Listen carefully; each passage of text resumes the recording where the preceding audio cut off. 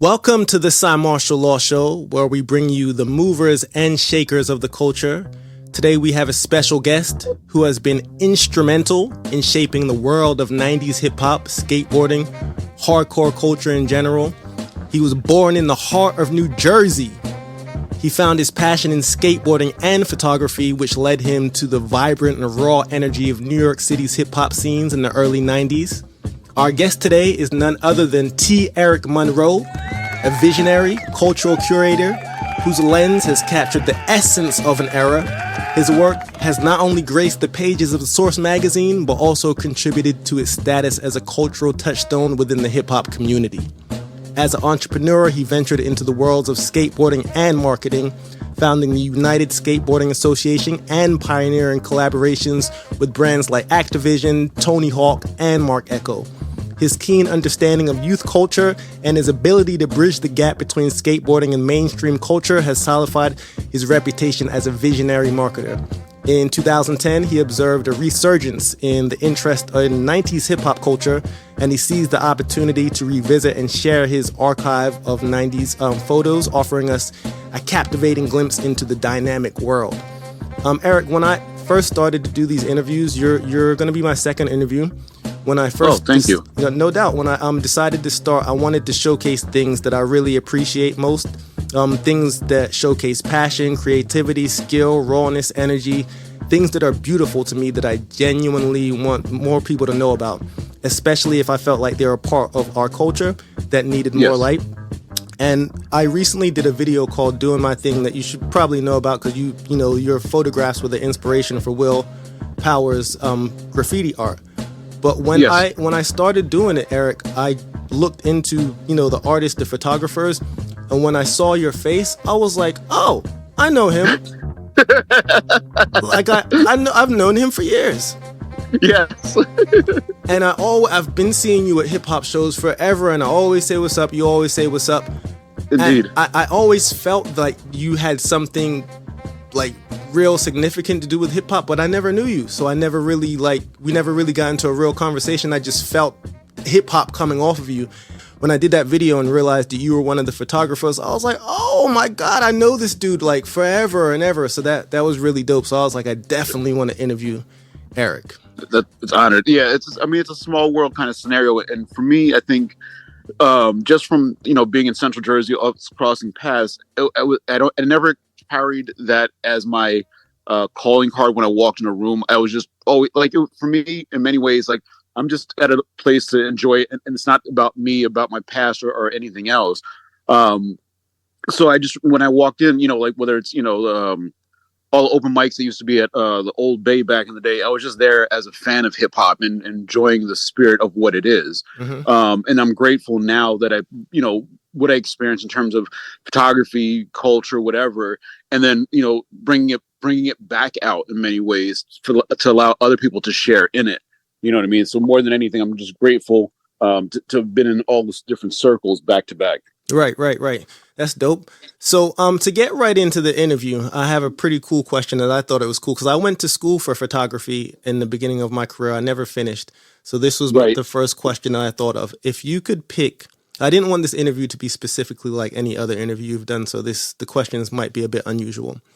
No worries. If you could pick any camera to describe you as a person, what camera would it be and why? Ooh, well, it's interesting. I only really used probably 3 cameras. Is that right? One? Yeah, basically 3 cameras throughout my photography career, if you want to call it, or during my photography career.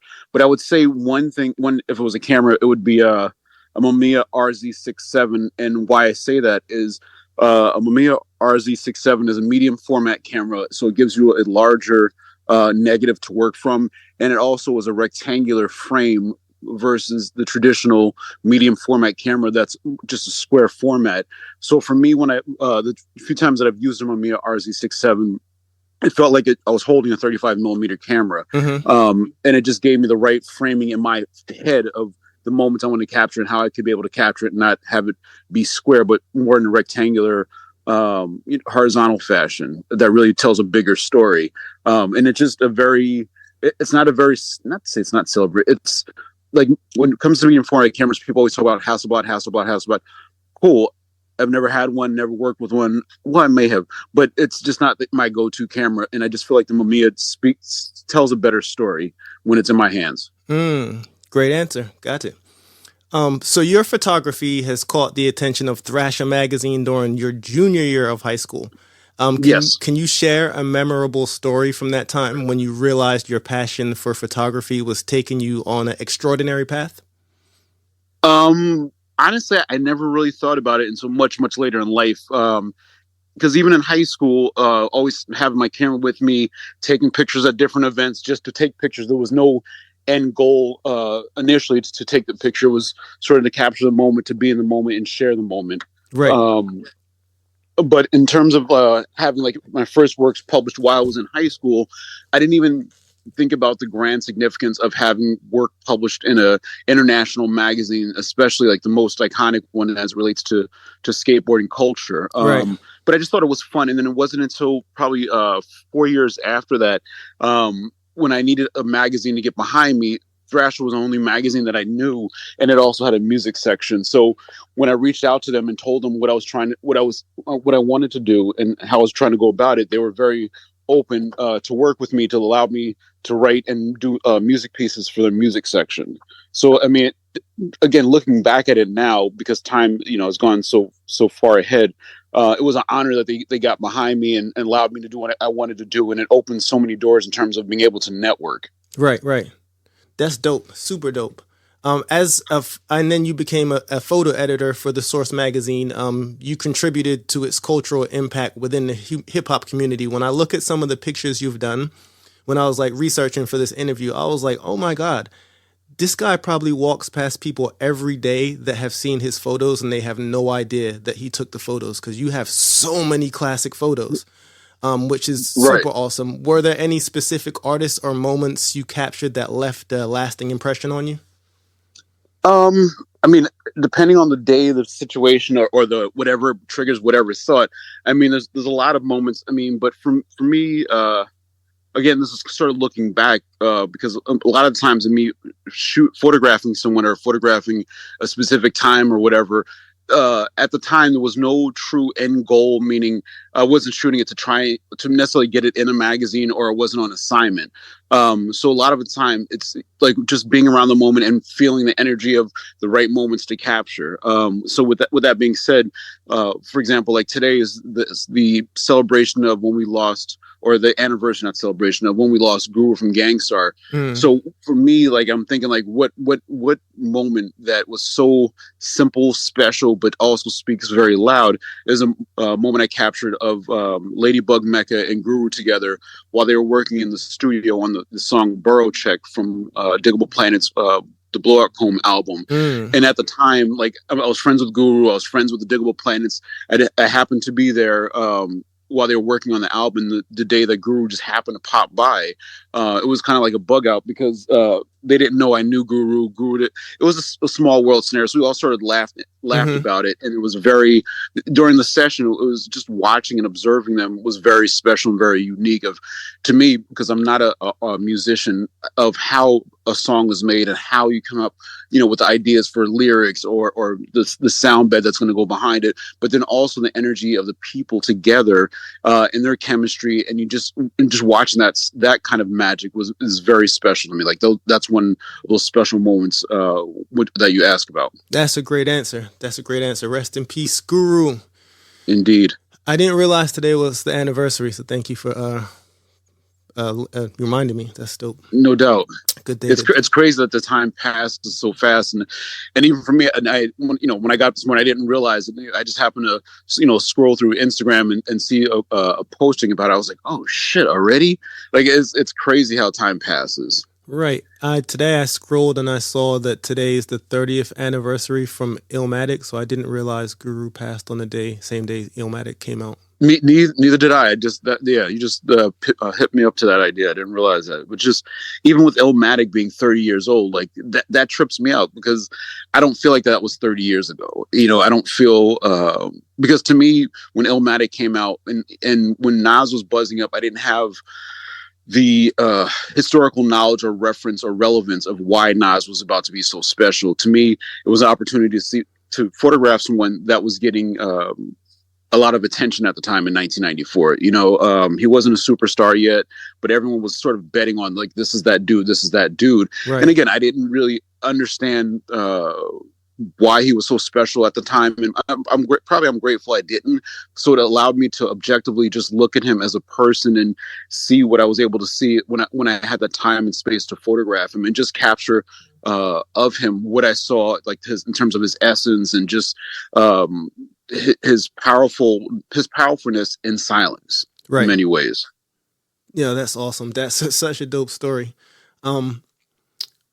Speaking about when you were young and that happened back in 94, what would you say, what advice would you give to like a young photographer, that some information that you might not have known around that time? You were taking pictures of Nas that you might have helped you, if there's anything.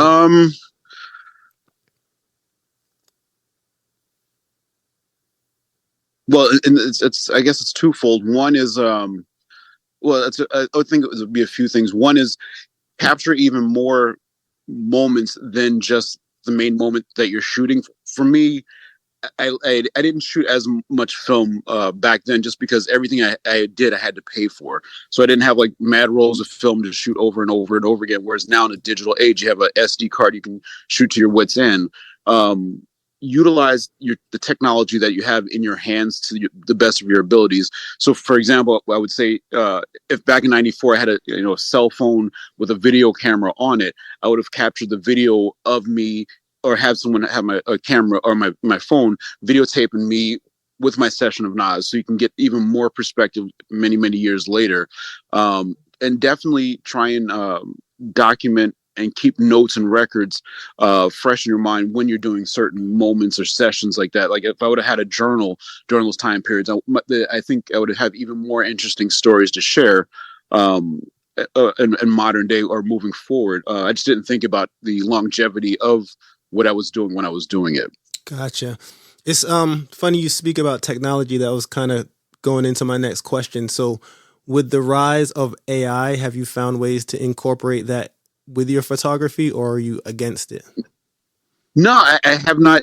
I haven't thought about it at all. I don't photograph as much as I used to back in the day. I don't. I feel like for me, photography or capturing a moment or telling a story visually for others to be shared, and I think it should be done from a purist kind of standpoint, meaning that it's you and your subject, and it's you and your environment. It's not. I don't. For me, I don't want to make up something that's not there through AI. If you would, I'm sure AI has, amazing tools to be offered in storytelling. But I feel like if it's something that's pure and it's just you and your subject, you want to keep it as pure to a degree as possible. Because anyone can just generate whatever they want with AI, but it's not. It doesn't have that longevity moment. It's kind of like, I'm sure 10 years from now, we'll be able to look back at this time when everyone's starting into AI and say, oh, we can timestamp it because, you can tell it's AI generated, or this is not natural. This is not unique. That's just my opinion. I don't know where we're going with it. But that's how I would say, if you're capturing history that will be history later, try and keep it as simple as possible, and don't allow technology to interfere with your creative process. Like, find something within you to make that moment more beautiful. You know what I mean? Just taking your time to figure out something, not necessarily crutching onto technology to make your stuff look better, because it's not you, it's the technology doing it. You got to teach yourself more creative approaches. It's a great answer. Great answer. I appreciate that one. I always thought about this. Do photographers ever battle each other, like kind of like how battle rappers or even breaking crews battle each other through photographs? Is that such a thing? I think I want to say to a degree, yes. But I can only speak from my time period that I was an active photographer. I think there's a certain, back then, because it was so few, looking back at it, I think we were competitive in a sense that we, like, if there's two photographers capturing sort of like the same moments or what something's going on, you always want to hope that you got the better shot than someone else. Or at the time, there was always a run or rush to see who can get it into whatever magazine that's possible. So there's a competitive nature in that sense. And I think sometime later on, after time passes and you look back at the history of who captured what, when, and how, there's a sort of a competitive nature of, who captured Nas during, let's say the Illmatic era, and how was he captured by different people. And I think there's a competitive nature to say, like, yeah, you want to say, oh, mine's better than yours, but it's, and I think that's sort of like a friendly competition thing, right. But I don't think it should be brought out to the public, like mine's better than yours in public. It's always because from the outside perspective of those looking back on history, they want to see as much as possible of the people that they endear. That's a great point. So more than anything, I think it's better to be supportive. If there's like, let's say 10, 12 photographers who captured Nas during that Illmatic era, to share it as a body, like, yeah, we're going to always compete against each other. We're not going to say to each other's face, like, mine's better than yours. Mine just tells a different story than yours does. But that's what people want, is layers of stories to go through. Right. That's a great answer and great point. I see what you're saying. So to switch over to kind of skateboarding, your entrepreneurial spirit led you to found the United Skateboarding Association. What Yes. challenges did you face in bridging skateboarding with mainstream culture, and how did you overcome them? In many ways, to get it to where I saw that it was patience. It was also trying to navigate what it is that is possible and is there, and that makes sense in your gut, or a small circle of people who sort of see the same vision and walking sort of as a community to get it there. And how that I did that is, when I first started, doing the skateboarding events, I didn't see the bigger, grander picture. I just saw what made sense to me. Like, what were the connections that made sense? Like, for me, coming out of the music industry, starting an amateur skate league, like, what could I bridge over from the music industry world into the skateboarding world? So one thing that I was able to do was reach back out to the record labels and create these sponsorship packages where I can market the new albums that were coming out directly to the skateboard kid community. Whether it was like handing out promo CDs, stickers, hanging up, posters at skate parks, sort of like a street team kind of mentality, because I knew that was an avenue where I could market music to the skateboard culture. And then the record industry also didn't have that reach into action sports culture that I had. So there was value in that. So I was able to monetize off that. And then also, as you keep going and you sort of get these right hits in terms of partnerships. For example, when I linked up with Echo Unlimited as a partner or as a sponsor initially, and then my second year in business, doing a handshake deal with them to get office space in their building to run my business for the next 5 years after that. And within that, finding opportunities where Echo Unlimited necessarily didn't have a reach into the action sports market. So I was able to help them bridge into the action sports market by having them as a sponsor, giving out their stickers at events, giving out their product as prizes to the kids. And then also finding avenues for them to get into other action sports leagues or events that were going on. So I'd create sponsorship deals where Echo would be a sponsor of a rollerblading event, of a BMX event, we brought them to like snowboard mountains, but it was purely out of the partnership opportunities that I saw that were available to get them some leverage and reach. But it also created more of a portfolio of marketing opportunities that I was building for myself and my business.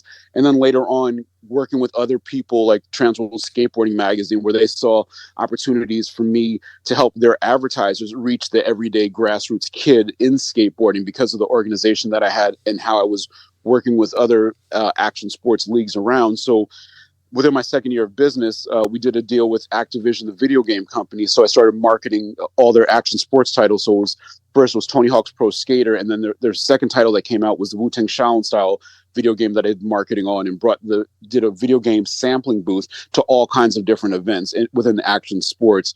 And then, years later, it was Tony Hawk Pro Skater, Matt Hoffman's BMX, Sean Palmer's snowboarding, Sean Murray's wakeboarding. So we would have this mobile video game booth that we could bring to all the events, and that brought in another revenue stream to help me to stay in business. And in every year, I found more and more opportunities where I could do a reach. And the last example I'll give you, within that figuring out like what are the dots that connect and what are the dots that bring each other together was there was an album by a group called Sum 41 that Island Records had that they wanted me to do the same kind of action sports marketing with. And at a point, I remember sending a package to Tony Hawk, which was like a CD of probably just a CD and something else from the group. And then Tony Hawk really liked it, so he ended up hiring the group Sum 41 to play at some private event for them, and they really hit it off. And then by the time Sum 41 had their second album, they had created such a great relationship. So when you open Sum 41's second CD and you open it up and you look at the pictures of the guys in the group, they're all wearing Birdhouse t-shirts inside the actual CD packaging. So that was another bridge connector where I connected Tony Hawk and his brand with this band Sum 41, and and my client, which was Island Records, it created another brand bridge to show like, yeah, there's ways of connecting this into Main Street, or you just have to find different, unique, organic routes of growing that kind of business with opportunities that are presented to you.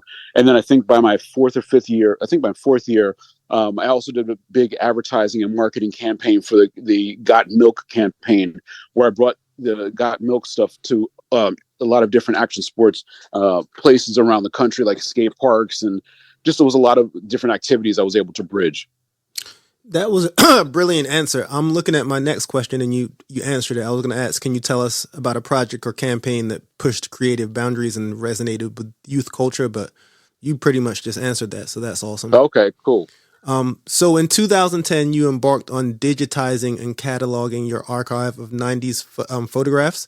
That resulted in the iconic book trilogy, Rare and Unseen Moments of 90s Hip Hop.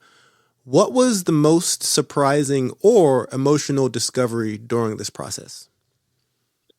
I guess the biggest surprise was when I was going through some of my files to scan it, was when I found out that I had a picture of Tupac and Biggie Smalls together that I had no idea that I had. And it was an image or a slide specifically that I had looked at for years and years, and it was a picture of Tupac holding up a big middle finger. And back in the 90s, no magazine would run a picture of someone holding up a middle finger in a magazine. So when I was digitizing it, I remember scanning it or whatever. No, before I even scanned it, I remember looking at the slide through a loop or giant magnifying glass on a light box and really staring at the picture for whatever reason. And then I realized Biggie Smalls was right in the middle of the picture. And for years, I just never thought about it. So when I scanned it, I just started laughing because I'm like, all these years have passed, from when it was photographed in 1993 to 2010 or 12 or whatever it was that I figured out that I had it.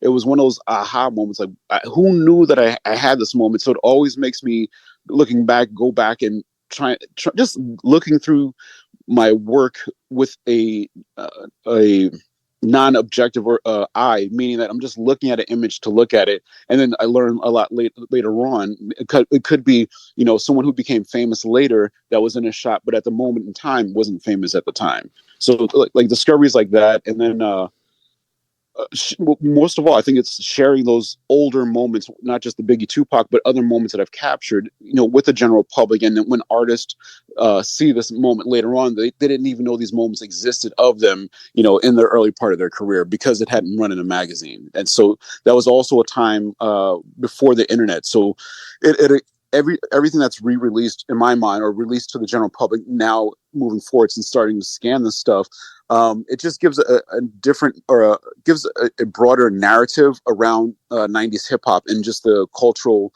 landscape that I captured. Awesome. Is there going to be a part 4? Yes, actually, there's a new book I just released called Rare and Unseen Moments of 90s Hip Hop Collector's Edition. And what it is all 3 books plus even more material in this one book that's available now. Where can people get that? They can get it on my website, t.eric.com, or they can get it on Amazon, barnesandnobles.com. Just if you Google search, Rare and Unseen Moments, that's the first thing that's going to pop up. It's all over the place now, thankfully. And I just released it, and it was another self-published book. So it came out on March 18th. So it's just been a month now that it's been out. All right, awesome. I have seen it around, so that's dope. I want to get myself the trilogy to start. That'll be a great collector's edition for I collect books, so when I saw it, hip hop books specifically. So that has to be like, I'm looking at my bookshelf now, and there's every hip hop book you could think of on it, probably except yours. So it's going to be on there. I promise you that. All three No of them. doubt. As a cultural luminary, you've inspired audiences worldwide through speaking engagements. What message do you hope to convey to the next generation of artists and creatives? Have fun exploring your craft more than anything. For me, because a lot of the work wasn't photographed on assignment, it gave me the ability to capture it in so many different ways where I was just experimenting and having fun, and I wasn't being safe about it, because I feel like when you're on assignment, your job is to capture a moment that can be reused because you're being hired to do that. But when you're not on assignment, you allow yourself to be silly, have fun, try different filters, try different methods of approaching the subject, and it just gives you more freedom because you're not worried about, I have to get these 1, 2, 3, 4 pictures that I know, could be a cover shot, can be a feature shot. And you sort of pre-think it a lot of times when you're on assignment. When you're not on assignment, you can approach it any way that you want. You can try anything that you want because there's no one that's going to say, well, why did you make the coloration this way? Or why did you use this angle? It just gives you more freedom to explore. So definitely explore opportunities of approaching whatever it is that your creative craft is, and don't have necessarily an end goal on what you think it has to look like, or trying to imitate someone else's output of how they did it. Right. Awesome. You did a recent speaking engagement at Princeton University, which seemed to mark a new chapter in your career. What insights or perspectives did you gain from interacting with students and academics there? That there's a lot that isn't known about this field, whether it's mainly in 90s hip hop and hip hop in general. And even preparing for it, it took me like 2.5 weeks to really prepare for it, in terms of doing my own research, having an outline of what it is I wanted to talk about, but then going back and making sure the history that I thought was there was actually there in the way that I thought it came to be. So understanding like really when hip hop started and why it started, and and all the elements of hip hop, like making sure I understood where breakdancing came from versus what I thought it came from, what media influences really impacted the culture. So for example, when MTV came out, when music videos period came out, when different large crossover moments happened for hip hop in general, whether it was a movie that gave a big broader picture about hip hop, something like Wild Style, but then also learning or teaching myself the real business impact that hip hop had. So it was really doing my research and my homework beyond what I thought that I knew and what I had personally experienced, to be able to accurately depict and share that education of how hip hop really is on so many different levels, whether it's business, creative side, it's telling a story about whether it's an artist and how they started versus where they are now, and what milestones it took for them to take step by step by step. So it's showing that we're all vulnerable creatives, but we have to start somewhere, and we can't be afraid of what the current time is, because you never know how it's actually going to really impact the market much later on. So it was super educational for me, again, in preparing for it, researching it, and then also being in front of a crowd and answering, the telling the story about hip hop culture overall. But then also hearing people's feedback and asking me questions, whether it was about my journey through hip hop or, business things that really impacted the marketplace. So the next time that I do another speaking engagement, I have even more to present and more ideas of what people might be wondering. Right. Gotcha. Awesome answer. I love it.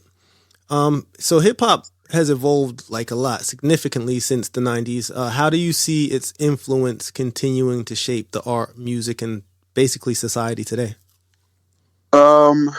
It's just going to continue to go. I feel like, well, part of it is 90s hip hop or just hip hop in general starts as a young person's sport, if you would, because it's, creating your identity of who you think you are, what you think about life, what you think about your common experiences with those in your communities, and we express it in in an art form, whether it's physical art, whether it's singing, whether it's rapping, and it comes from a place that we all can identify with. So in a lot of ways, in an urban setting, for example, it'll be hip hop, and it just influences dress, style, talk. Like the vernacular keeps changing. Like every 4 or 5 years, new words get added on to the quote unquote cool society, whether it's in hip hop or whether it's in skateboarding. So it continues to influence the younger generations and how they look at things, how they approach things, and how they share things, and then that impacts the rest of society, whether it's using technology, like a cell phone, whether it's using like certain tools, like social media platforms to help share a message, and then help also others to learn about something else that our culture is impacting. I like it. So from reading your website, I found your quote: "Capturing a moment in life that tells its own story of cultural heroes is powerful." Which cultural hero from the 90s do you believe had the most profound impact on shaping the era? Ooh. That's a good question.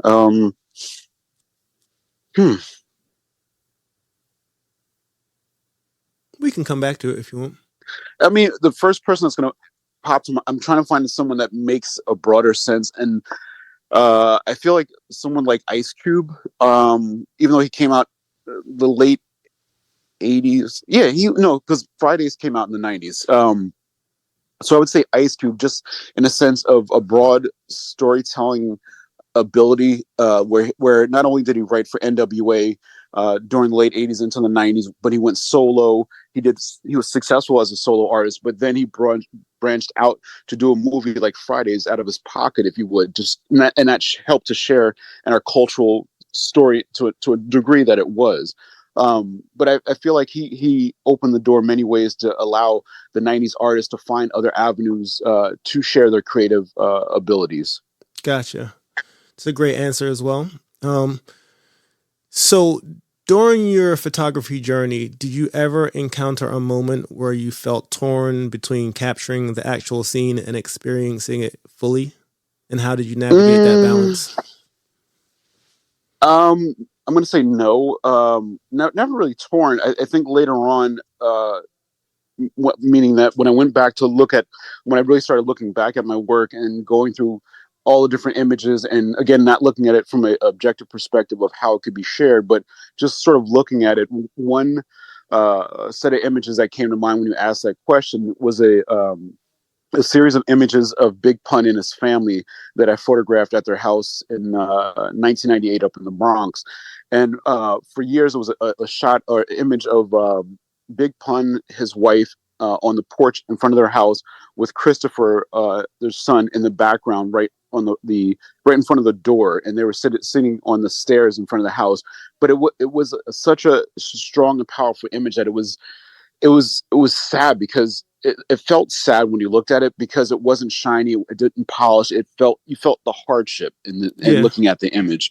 And for me, for years, I never wanted to share something that it almost felt personal in their own personal life. I felt like it's not something I would necessarily want to share, because it's not as strong, and I just felt it was too personal for many, many years. And then at some point, something made me just get up off my ass and share it. Like, it's not about you, kind of thing. It was the thought more than anything. So I cleaned up the image in terms of just clean up the image.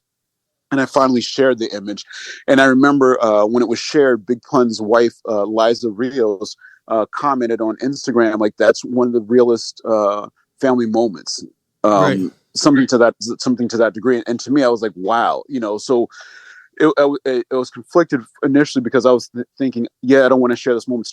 It's not happy enough, if you would, or something like that. Right. But for her to be grateful that I actually shared what was a real moment to her and her family, it was very profound, and reminded me to sort of get out of my own way. This work's not about you and what you think. This work, what should be shown and what shouldn't be shown. Share everything, because you don't know who it impacts and who it's relevant to. It's not about you. You had your time with those moments. Now it's time to just share it for what it is. Gotcha. What would you say is the common thread that ties together skateboarding, hip hop, and photography in your artistic expression? Um, it's pure. It's just pure creativity. And yeah, meaning, well, for example, with skateboarding, it's about just having fun, not giving up, trying to land a trick. And it doesn't matter how many times you try it. You know it in your heart. You feel that you can do this trick, and you keep working at it, working at it, working at it until you actually do the trick.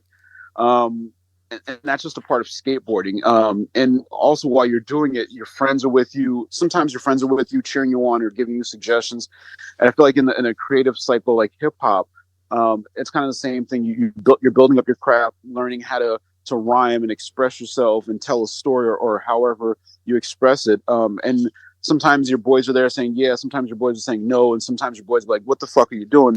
But you still have to go past their comments or their thoughts, Right. because you feel something so much more important that has to be expressed, and they just don't understand why it is and how it is that you're doing it, to make that song of expression. But once you do it, you felt like you've delivered a baby, if you would. You know what I mean? Yeah, Because I do. it was your passion. You felt something about it. That's why you made the song. But it all starts in a youthful expression of not being intimidated, but letting out what you feel is inside. You just got to work to get it. It's kind of like skateboarding. Right, right. So lastly here, Eric, what legacy do you hope to leave behind for your future generations of artists, storytellers, and cultural enthusiasts? Just to really have fun and enjoy what it is you're doing. Learn about your craft as much as you can while you're doing it. Don't think that you have to wait until you have this degree, certificate, or some kind of title in order to do it. Just do it because you want to do it. Yeah, you can learn along the way and you can get a degree in it and everything else, but don't think you have to wait until you have this check mark by society or paper by society in order for you to do it. Because if you wait for someone else to tell you now it's your turn to do it, you're going to keep thinking like, well, this person who gave me this certificate or degree or whatever, think that I'm really ready to do it. Because I remember for me, after high school, I went to 2 different community colleges just because I wasn't sure what I wanted to do with my life. But within that time period, I was still doing photography. I was having fun with it. I wasn't thinking about making a career of it. But when I started to make a career of it, I remember I was at Middlesex County College and I was taking a portfolio class. And the professor of the class, there was a period where we had to present our portfolios that they taught us, like, oh, your portfolio is supposed to look like this, that, and the third. I brought in my portfolio that I was using in New York City to try and get gigs at magazines or wherever. And it was 2 portfolios. One was the actual work of different portraits or moments or whatever. And then I had a second portfolio of just magazine clips. And I remember presenting it in the class. And I remember the professor got really mad. He's like, oh, that's not how you're supposed to do it. Da, da, da, da. And I remember he wanted to give me a D. And I was just like, what are you talking about? Like, this work here is allowing me to get this work accomplished in magazines in New York City. He's like, no, that's not how it goes. You're supposed to be someone's assistant, and then after you're assistant, then you can become a photographer. I said, absolutely not. And I remember I closed up both portfolios, looked at my class, and I said, you guys have fun with this. And I walked out of school and never went back to school. So I swear to God. I love it. I'll take it. Man, Eric, we have about like 30 more seconds on my before the meeting closes out. Do you have anything you want people to know? And before I forget to say it, thank you so much for your time today. Is there anything else? It's my honor and pleasure to share. I'm grateful. Just have fun with what it is that you're doing. Be creative. Don't be afraid to do it. And even when you're afraid to do it, that's meaning that you're even closer to accomplishing it. What it is that you're going after. Thank you, Eric. We do appreciate your time on the Cymarshall Law Show today. If you want to check Eric out, please check his site out, tdotteric.com. You can find his books there and all about Eric's journey. I appreciate you, Eric. Thank you so much for coming on the Cymarshall Law Show. Until next time, peace, love, and positive energy, and we out like that.